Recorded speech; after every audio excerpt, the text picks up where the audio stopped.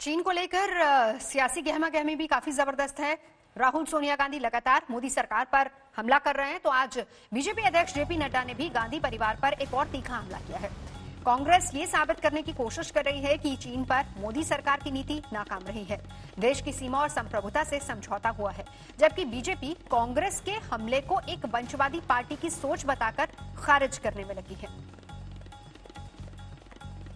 जो अपोजिशन है उनका अधिकार है कि वो सवाल पूछे और यह हमारा दायित्व है कि हम जवाब दें।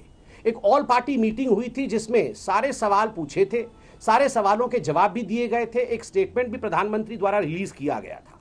बट नड्डा जी का स्पष्ट मानना है one family was the exception.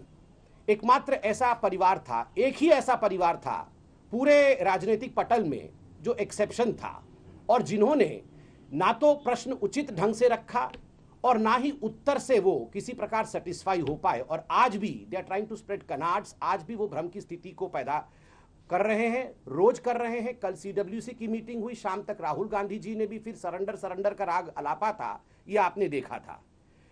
इनका बिल्कुल सही नाम नड्डा जी ने दिया है, the rejected and the ejected dynasty.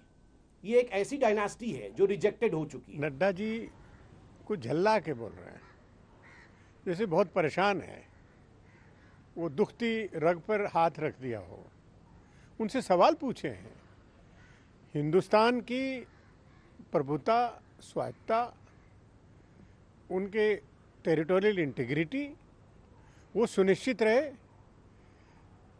Army का मनोबल ऊंचा रहे, इसके सबको चिंता है। अगर उस पे सवाल कोई पूछा जाए तो उसको सवाल का जवाब देना चाहिए। आप सरकार में हैं, सवाल तो आप ही से पूछे जाएंगे, किसी दूसरे से नहीं पूछे जाएंगे। तो इस तरह की बातें ना करें, इधर उधर की।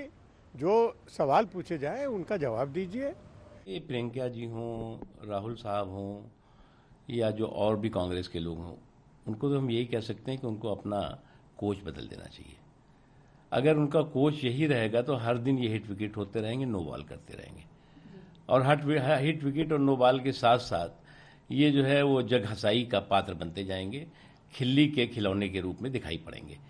क्योंकि जितनी भी चीज़ें अब आप इनका देखिए, राष्ट्रीय सुरक्षा पर किस तरह के गैर जिम्मेदाराना बयान के आ रहे हैं, किस तरह से देश को गुमराह करने की कोशिश हो रही है। देश तो गुमराह नहीं हो रहा है, लेकिन इनको ज़रूर जो है लोग